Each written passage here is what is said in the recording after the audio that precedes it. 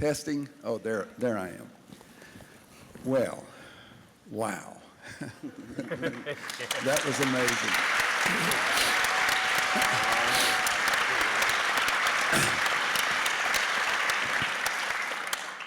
So to continue the story that I began at the podium, so after Albert Black said we ought to have a play, I realized that the Dallas Institute knew nothing about doing that.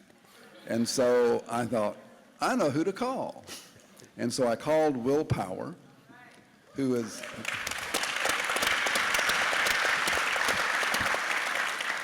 and asked him, you know, what do we do?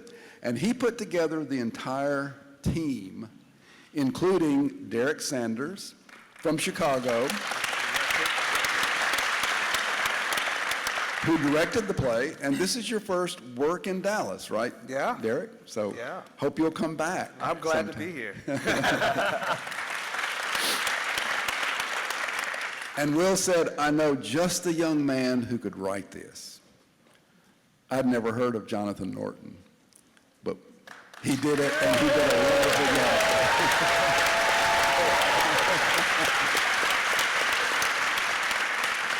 And of course, Jonathan, you read in the playbill, you read the introduction to all these folks here, and so you know that he is one of our own. You know, he's an alum of Booker T just across the street. And, you know, we'll be saying that about him for a long time because he's got a career ahead of him. You can tell that. You know, he's going places. And also, you've already met John Rieder, and from New York, and Willie Pearl Mackey King.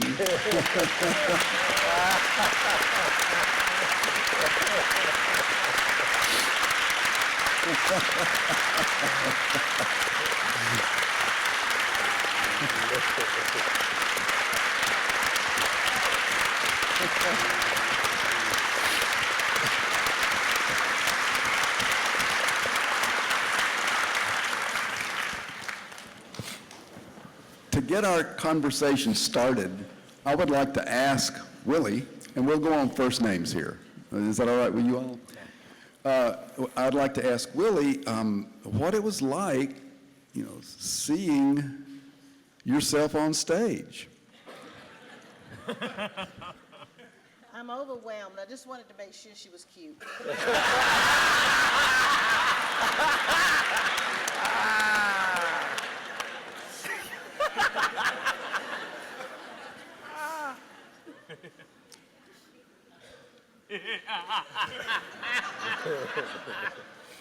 Okay, she said she'd close the curtain if she wasn't cute. Well, she said what she said was she's going to walk out if she wasn't cute. Honestly, she was a great actress. Yeah. She was wonderful. So let me ask a little bit further with you, Willie. Boy, that tension between you and Wyatt. Now remember, Patrice is in the audience. So what'd you say? She's his daughter. I worked for him, so she certainly would know him just like that. Oh, he can hear. You can't hear? Can't Can't hear your mic. Miss King's mic is not working. It's on my Yeah, move it down. Now, so you and Wyatt had, what would you call that? A love-hate relationship or a No, sir, I wouldn't. I would call it a very difficult working relationship. Mr. Walker, as he said, was just not a very easy person to work for. And he knew it. He knew it. But I think in all of that, he was a fair person to work for. I have to say that. But a lot of what Jonathan wrote is certainly factual.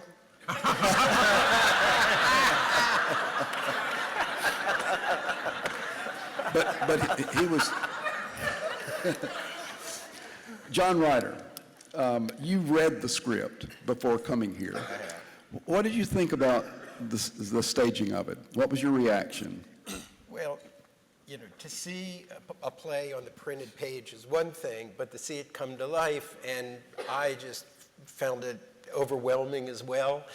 I've spent a good amount of time with Wyatt Walker and Ann Walker. Jay Walker has become a friend of mine.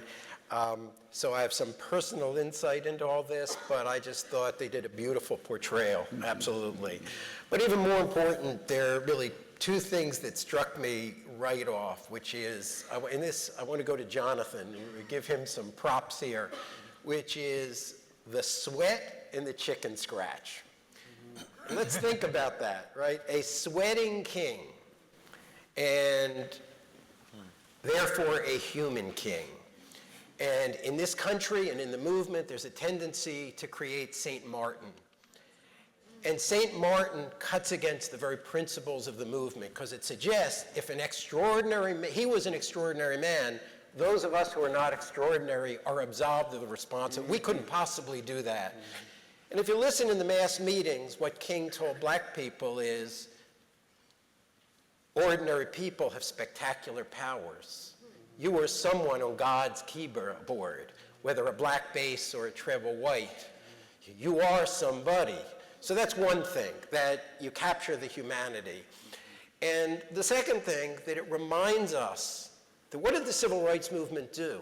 And I say this in Gospel of Freedom because I think it's utterly true, but King believed it. He says at the March on Washington, that will be the day we can sing America, meaning we can't sing it yet. I have a dream that we will live in a country someday, meaning we don't live in that country. America as a democracy doesn't exist till the civil rights movement and black people created in some sense. And so what I'm struck by is in many ways I'll just say it very quickly, individual human personalities, the cantankerous, imperious Wyatt Walker, that woman of great feisty spirit and independence. You know, Andy Young told me, he said, this was a personal side to creating that, the sacrificial burden. Andrew said, many of us, it took years to reconcile with our children. We weren't there for them. We were fighting the movement.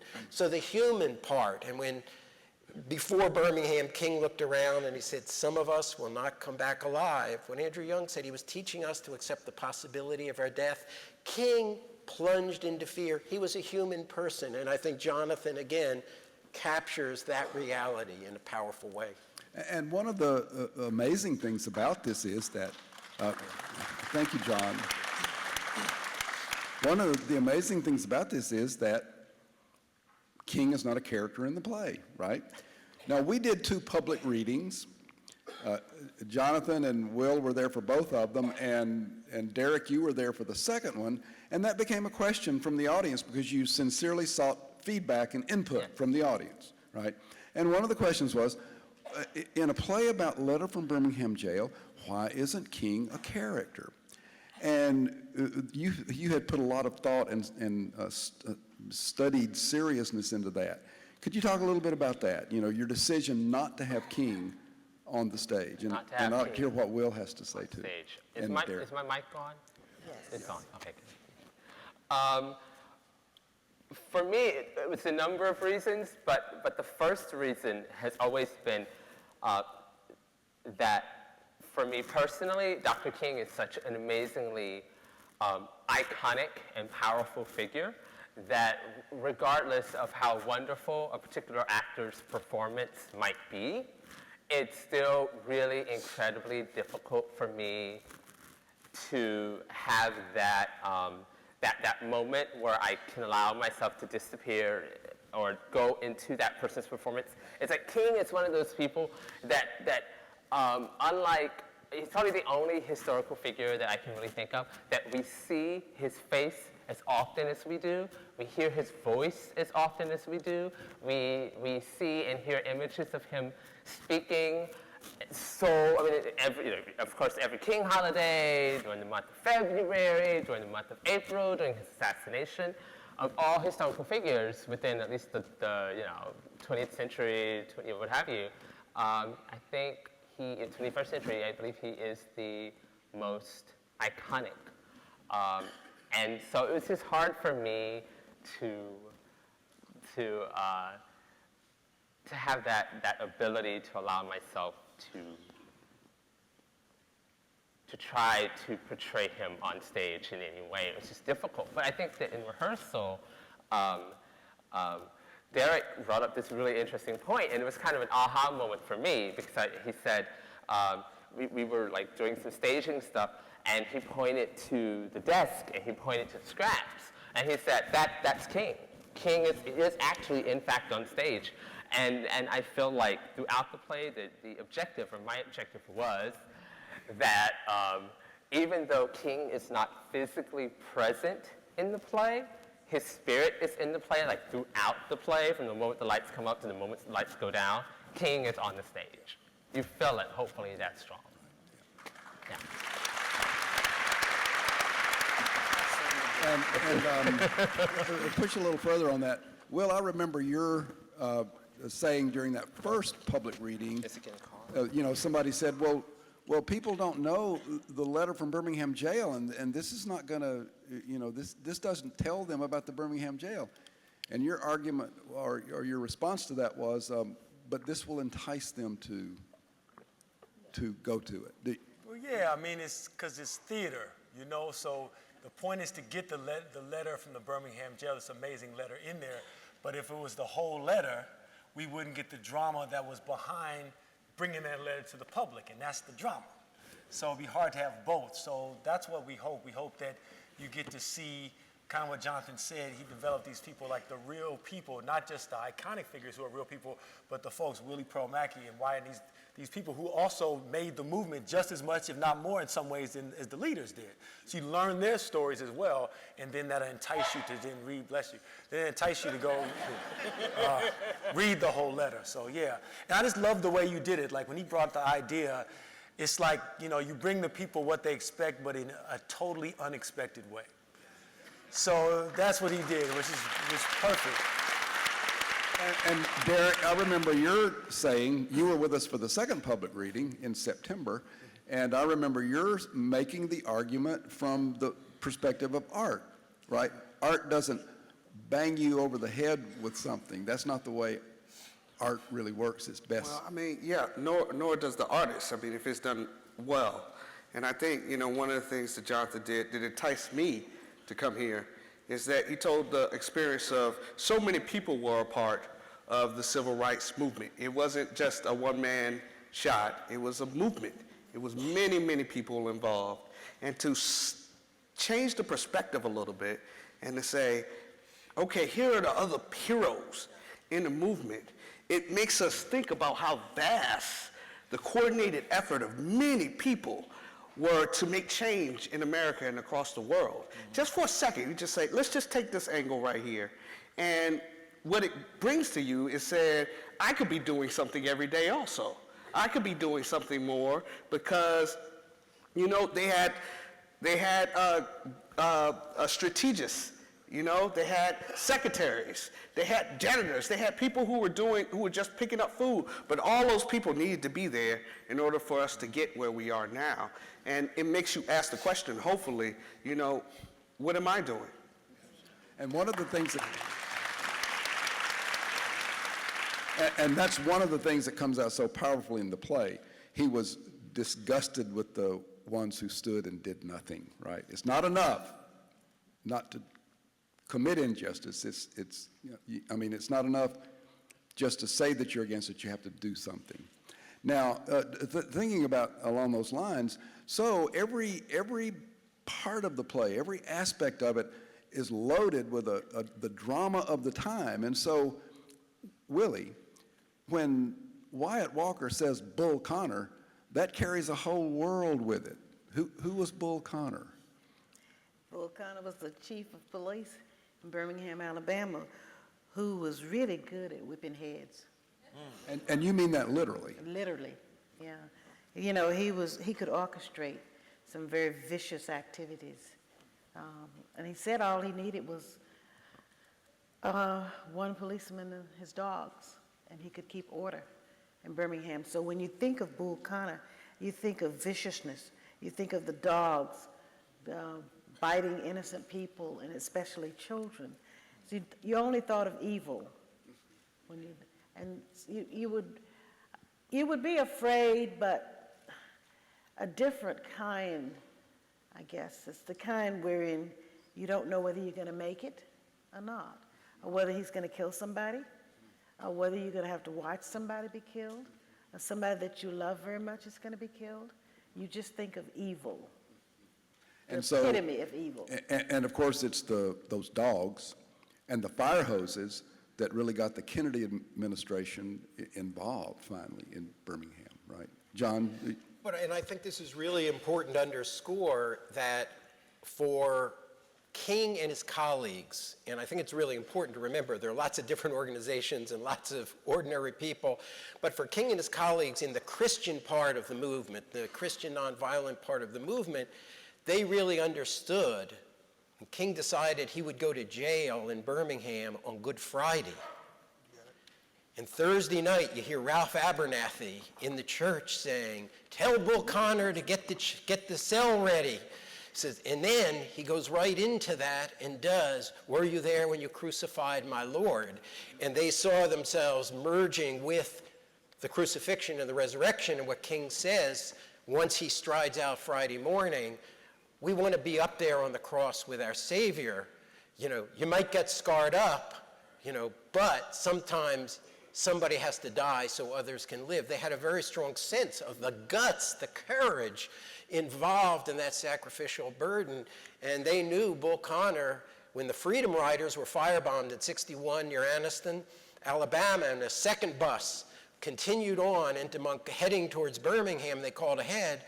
Bull Connor told the Klan, "You got 15 minutes, do what you got to do, whatever you got to do. I got to come in 15 minutes, but nobody will be there for 15 minutes. And bad blood was spilled and skulls were broken on the streets of Birmingham, which is why it was called Bombingham. It was Bombingham. It was the most ferocious city in the South. There were many fierce places to go, but King understood they might get scarred up. Somebody might have to die so others could live. And let's talk about A.G. Gaston for a few minutes. Jonathan, you may have known all this before, but I've imagined that you learned a lot in writing this play. Yes, I really have. But one of the most complex parts of it, and I think you do this wonderfully, is A.G. Gaston. Right? So he's a good guy in his own eyes, right? I think that it's not even a question that he's a good guy in his own eyes. I always look at it as what he says in so many different ways is true. I mean, the stakes are so incredibly high, and he is very much afraid of, because he knows what Bull Connor is capable of, And so really, I truly believe that when he says that he wants to protect his people, his community, I truly believe that is what the intention is. I also think that, you have to look at the complexities of what so many different people were dealing with at that time. So there were no easy answers. And looking back on it from this side of history, it's very easy to say, oh, well, he should have said this and blah, blah, and they were right all along. Well, we know they were right all along, but they didn't know. They didn't know. He didn't know then, and I think there was true fear, and I think he had every right to be afraid. So I don't know. I've never viewed him in a judgmental way in that. I think he is a heavy character, but also for the purposes of the play, dramatically and dramaturgically, he has to be a heavy character. Can I say something? Did you say was he a billionaire? He was a billionaire in 1960. So that's almost, so that's a different play. But when Or the equivalent of a billionaire today. So that's a different play. But when he was telling me about it, I thought that fascinating because here's a brother, African American in Birmingham South, who would have been the equivalent of a billionaire. So again, he was complex. He wasn't how did he do that? He owned banks, and he had a bank. And he lived to 105 or what? He lived to 99 or something, 102. So that's also a fascinating character. Now, obviously, like you said, in that moment, he's kind of the antagonist pushing him, but he had a whole nother story That's really interesting. That's really interesting. And I feel that I so strongly, more strongly even, feel that way about Reverend Walker, about Wyatt T. Walker, because the thing is, one of my favorite moments in the play is and I think we talked about it in rehearsal or at lunch one day, the very last line of the play, or one of the last lines, when Reverend Walker starts talking about the dream he had or the nightmare he had, and for me it's as if King got to have the dreams, the things that would galvanize the movement and very inspiring and hopeful and what have you, but there was this other guy on the other side of it who had to have the nightmares, and who had the nightmares about what if. Yeah. And that's an incredibly powerful thing. And so, yes, he was a difficult person, but there's a reason why he was a difficult person. Yeah. You know what I mean? Yeah. Derrick, you say a few words about that. I thought, a light bulb went off in my head when he said that, Martin got to get the dreams and Wyatt had to take the nightmares. And I think that's, there's balance. And I think, somebody has to deal with that stuff. And somebody has to, I'm sure the nightmares were shared all around. Yeah. But in terms of A.G. Gaston, I think he's a fascinating character. And he represents, let's not say he represents a minority. It is a lot of people who felt like he did. Absolutely. There's a lot of people, you go into different towns and they were like, don't be coming in here, Martin, starting trouble. They were clear they didn't want Malcolm in there. That's absolutely clear, But even Martin is kind of like, don't come in here with your Atlanta highfalutin, elitist Morehouse camp, education, trying to tell us about how our white people act. I think there's a clear example of kind of Bull Connor and those people who are really dangerous, and we know how to deal with them, And you're going to come here and agitate, get people's heads busted, and then you're going to say, oh, well, that didn't work. And then we got to live with these people, And I think that's a strong conflict in the movement. They want to just think that conflict only came from one side, that it was a black and white kind of conflict thing. No, there were many tiers surrounding of conflict of making it go. Not everybody wants to move forward. So was Wyatt's dream, was that a real part of his history, Jonathan? That was just what I wrote. I just wrote that. But to me, I would imagine that it would be. I got to visit with Miss Willie and Reverend Walker, I think back in August of 2014. And I still remember one of the things that still stays with me was, aside from all the jokes, he would tell a lot of jokes, which was really funny. I actually have a recording of him telling like joke after joke after joke after joke. And he never told jokes, right? No. Never did. But At least I didn't think he was joking.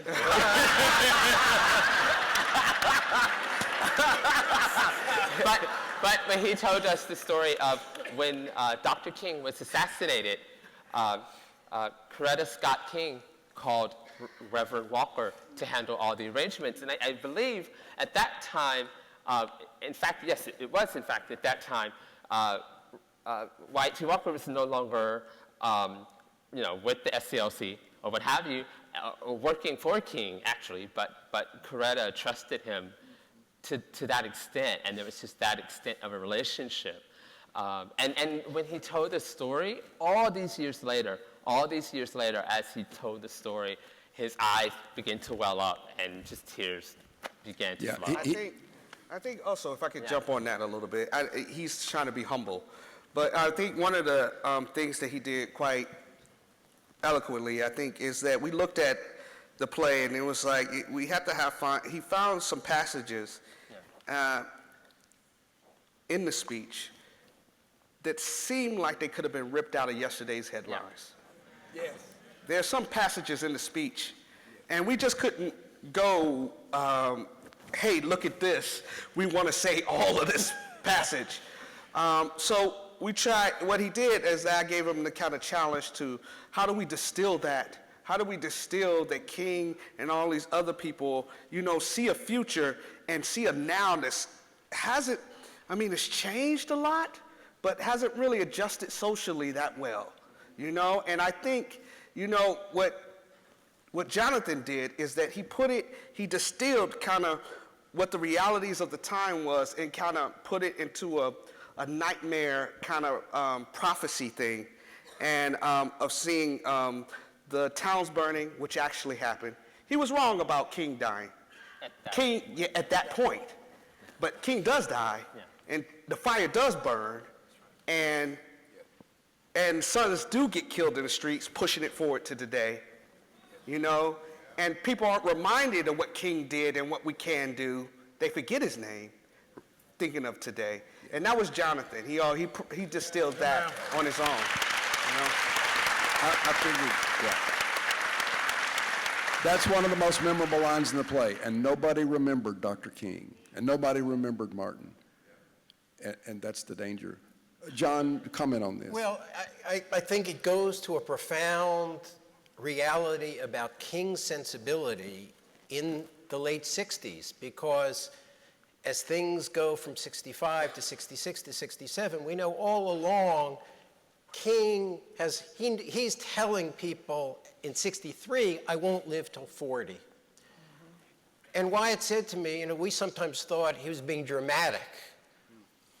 But they quickly saw, especially after Medgar Evers was assassinated in the middle of Birmingham, Andrew Young said, you know, I had grown up in Marion. My wife was from Marion, Alabama, near where Jimmy Lee Jackson, who's killed in the movie Selma, you see that portrayed. I wasn't really afraid of those rural areas because I operated, but when they killed Medgar, it really brought home to all of us that we could die and that the nightmare. But if you listen to King as 66 goes to 67, and he sounds more and more apocalyptic because blacks and whites both are turning away from his beloved nonviolence. Mm-hmm. And he really does have a sense. All that we've done could be irrelevant. Yeah. The world is turning to war. We're not winning. And those debates were running against King. And remember, King was not St. Martin in 68. The New York Times, the Washington Post were savaging him for his opposition to the Vietnam War. Why are you going up against Lyndon Johnson? Black militants were saying, you're an Uncle Tom. So we got to remember King has, in retrospect, become our joint savior, sufficient for advertising jingles and branding and all sorts of other things. And that's the danger, too, that it remains on that level. Well, and that goes back really to the last point, which is King didn't see the letter as about Birmingham. Yeah. It's about, again, there are always people on the Jericho Road. And this is this is my definition of a classic, is that it's something that is very specific and very concrete in its particulars, but you could read it at any time, in any place, and it would still be true. I want to ask Willie, I mean, the play is, to talk about those concrete things, you know, there's the tapping on the typewriter, and Wyatt lights his cigarette, and all those things, the knocking on the door. You did that daily, you know, that's your life. You were with incredibly great people. Did it strike you at the time that you were, you know, that these were amazing Absolutely people? Not.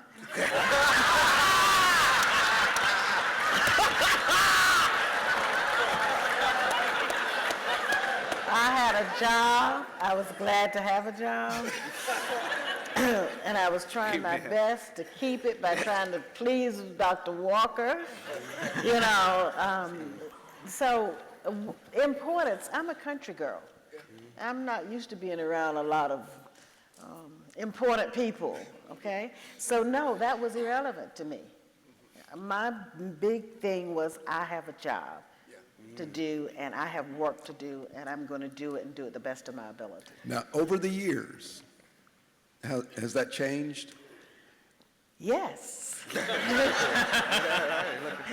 I'm happy to say I'm just very excited and feel very blessed to have worked very closely with Andrew Young, Dorothy Cotton, Ralph Abernathy, and Dr. King, and traveling with them in the car with him on occasions when we were threatened. And Dr. King had said, if you're afraid of dying, then maybe you shouldn't go on this trip, you know, because we could be killed, you know. And he made it very clear that anybody that was afraid of dying should not accompany him on those various trips. And I thought maybe somebody would turn around and not go, but they didn't, so I went along also.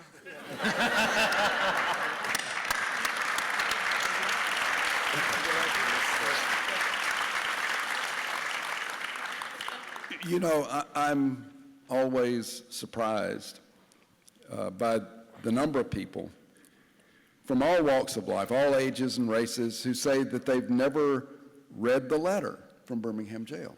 You know, people who read it for the first time are utterly stunned, amazed once they do. It's like nothing else that he ever did.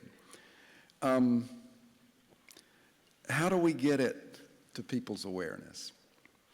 I was thinking, if I may respond to that, that in a lot of schools now, especially college level Afro-American studies, that it's required reading. And even some elementary schools are making this a part of their curriculum. And I'm hoping that maybe we can do more of that kind of thing. And on occasions like on Martin Luther King's birthday celebrations and Black History Month, if we could get it out there to our younger people. I made it available to my grands, and I know how they are. They go, oh, okay. Now what's this all about? I mean, they don't really get it. So if it's in a controlled atmosphere, like in a school, then I think it would be much more effective. But just to depend on somebody to read that long letter and not really be able to relate to what happened back then, I don't know whether you're going to get the interest that we need. John, you agree? Well, you know, I've taught it for 30 years, and it is true, the hip-hop generation and the millennial generation aren't always interested in a formal public letter that starts, "My dear fellow clergyman." Right. And then they read it, and when you look at the hints in there of the badass king, and he was sarcastic. Backstage, he was really sarcastic. But front stage, there are hints of that. But then you point out, these youngins think they invented sampling, the idea of mashing up and borrowing. King was the great sampler. And I Have a Dream, when he threw down the beginning, first half, which was the prepared, and he starts preaching, because he wasn't going to do the dream that day. He's like taking scraps from Amos and Isaiah and himself, and "My country, 'tis of thee." And then when the young people see, I point out, how does King end I Have a Dream? He first has black people cross over to sing "My country, 'tis of thee," but the black man has the last word. That will be day that all Americans, black and white, Jews and Gentiles, can sing in the words of the old Negro spiritual, "Free at last, free at last." He puts the whites in that "we" at the end to sing black spiritual. I think we've missed how precocious King was. We think of him as a colorblind guy. He's a modern guy who could love his blackness and love black people and love humanity. And he never saw any contradiction there. So we can make that available.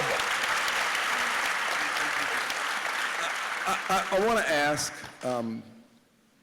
Will, you're a veteran actor and director and now producer. You probably directed before.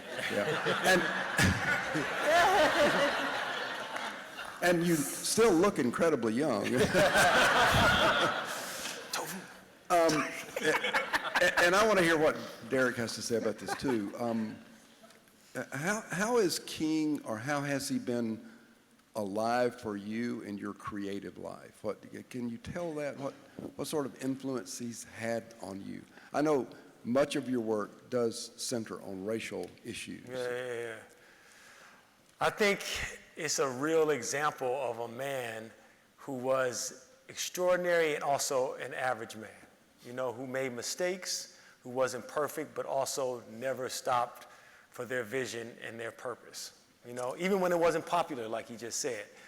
You know, there were times like towards the end of life and people, blacks and whites, were like, what are you doing? But he knew it was right, and now it's come full circle. And for me, he's one of those people. Muhammad Ali is another one. Paul Robeson, a few people in my family as well, who kind of was like, you know, they weren't perfect, but they set the bar. You know, so, and I like to think about that not just when everything's going good, but in challenging times, if you really believe something, to always speak the truth. Yeah, always. Yeah. Thank you. Derrick, what about you? You know, I concur with what Will said. I'm going to take it a step further. You know, I think, you know, just learning about King in school and from elementary school, I mean, what it puts in the back of your mind is that you have a high level of expectation to humanity. And I think, you know, being in theater, you know, even though we deal, both Will and I deal with plays that have often racial undertones and also is about race sometimes. I think ultimately the call to humanity, the call to everyone to seek out this dream, this utopia, to make America what it is, what it stated it is and wants to be, that albatross, that cross that we all have to bear is a responsibility that you choose to bear. And I think I choose to bear it in art. I choose to bear it in communicating to people. I choose to bear it and say, let me show you. Let me show you how it is applied. And knowing also, you know, in later years, finding out that he was flawed made it rough, made it, oh, God. He wasn't a saint. He wasn't the Black Jesus. He was just a man. And that means that I'm a man. And that means I have a responsibility. You know, they all were flawed. They all were just men at some point and achieved great things. You know, and to call to task America to live up to its own potential is something that Martin put out there. And I think it's responsibility not only to artists, but to everybody to live up to that. Thank you.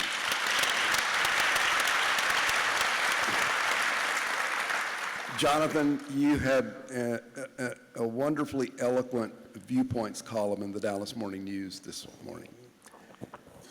And the title was, If Martin Luther King Jr. were alive today. Yeah. You said some extreme things in there, but you know, that, that showed to me how much at your young age you are impacted by Dr. King's life and death. Talk a little bit about what you said in that column. Well, basically what I did was, it just began with, I think, if you could almost break it down in stanzas or what have you, several stanzas of if Martin Luther King Jr. were alive today, such and such and such and such. Like, everybody would be at work and kids would be at school and your mail would come on time. And it's just basically breaking it down in that way. Until you get to deeper things, such as if Martin Luther King were alive today, I believe he would have supported Coretta's advocacy of LGBT issues and equality and what have you, and also that things, for instance, the idea of a white church or a black church or Latino church or a gay church, that he would really cause us to, or really force us to reconsider that and change that. And then I think finally one of the most powerful things for me was the idea that, you know, when we look at what's happening now in Ferguson and in New York, and with so many of the young people, particularly the young activists, that are fighting back and standing their ground in a very different kind of way. When we look at that, I think that he would have Because there's been a huge disconnect between the younger generation and the older generation, and there's a sense of, no, this is kind of how you should do things, this is how we do it, yada, yada, yada, sit back and watch, you're not doing it the right way. And I feel that if he were alive today, he would remind many of my generation that there was once a time when he was considered a young troublemaker as well. And Thank you, Jonathan. I want to go, as we move toward the time of our closing, I just have to go back to one episode in the play, your gum chewing. You didn't bring it there, no. Okay, So yeah. you were talking about that earlier today, that this was, this actually indeed? It actually happened. I guess it was nervousness, I don't know. But anyway, when Dr. Walker came into the office, I think the first time he had seen me, I was at the receptionist desk. And I'm not sure that dress was green, though. But I truly popped that gum as soon as he got almost near me. And the look he gave me was, like he could have killed me right then and there. So he called Dorothy Cotton and Edwina Smith into his office. And at that point, he said, she's got to go. She's got to go. And he didn't close the door. Well, it was supposed to be closed, but it was opened enough that their voices could be heard. So anyway. But I didn't buy any more gum after. And one of the more wonderful things about the play is the way there's that interlacing of the deep seriousness of everything that's happening, and it's funny. There's real humor in the play, right? So, John, in your wonderful book, and you're going to be signing your books in the lobby. You say you give two titles to King. You call him a diplomat and then a prophet. I want you to talk just a couple of minutes about what you mean when you say he was a prophet.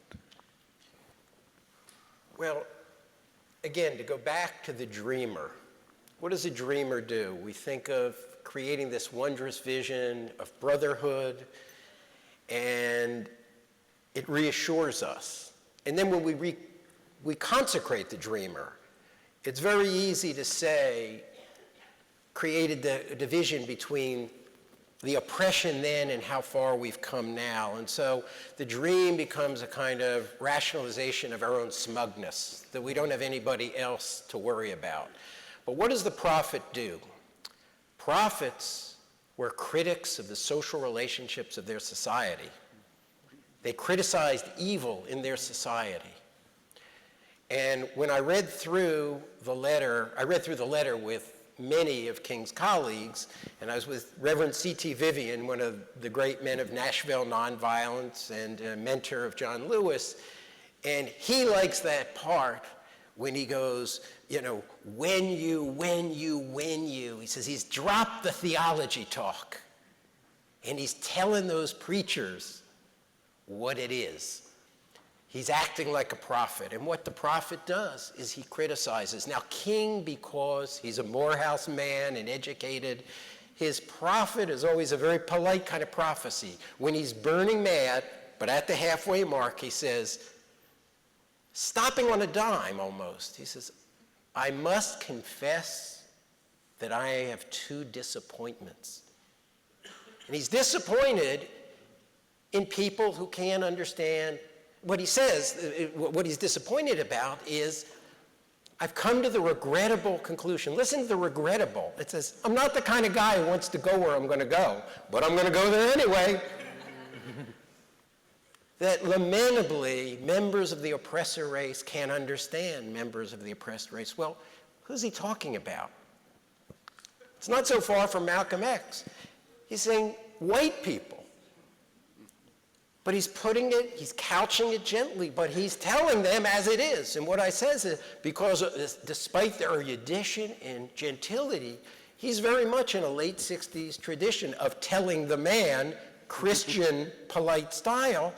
He's telling people of their evil, sinful, and he is a prophet. He's just a gentle prophet in disguise. And so think of it this way. King loved blackness, and he loved humanity. He was a devotee of the New Testament's love, but the Old Testament's correction. Love and justice, not one without the other. And he would have said of the black church today, or many black churches, and the white church, you forgot about the correction part. Yeah. Thank you, John. And just to get the letter and read the long, incredibly wonderful paragraph on weight is enough. And I just one bit of self-congratulation, or venality, I must say. The letter is actually in the back of the book. Back of the book, yeah. Okay, so thank you for a wonderful conversation this evening. But before we close, I want to point out that, well, let's see, Will, you've got something coming up here soon. It's in the playbill, but... We got a new piece at Dallas Theater Center across the street called Stagger Lee. It's a musical.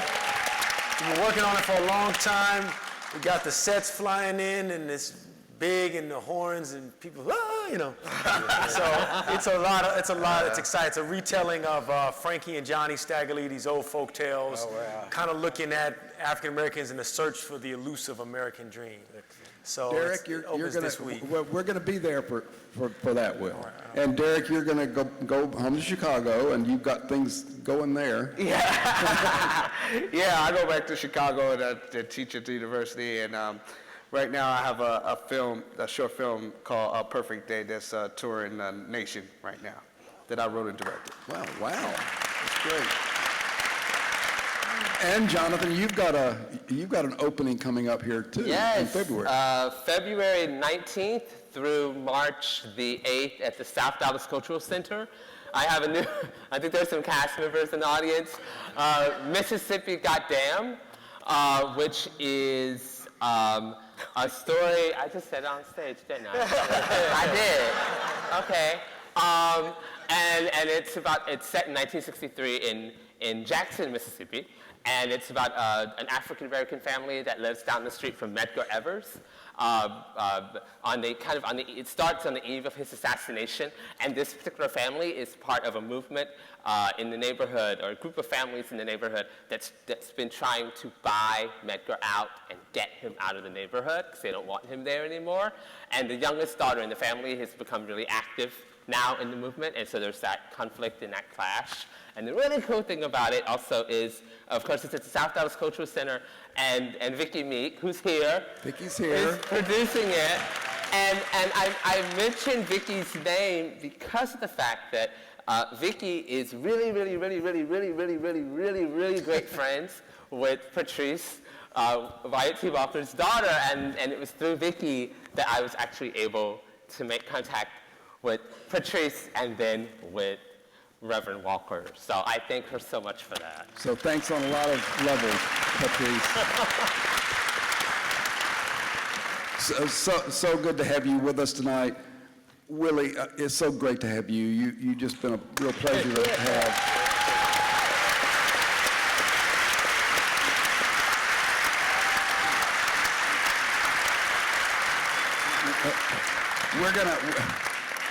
We're gonna have to have you back. And John, thank you so much. Thank you for your 2 books on King. We're looking for number 3. Okay. Thank you. And thank you all for coming. You've been a wonderful audience, and thank you for coming to this 10th annual symposium. All right.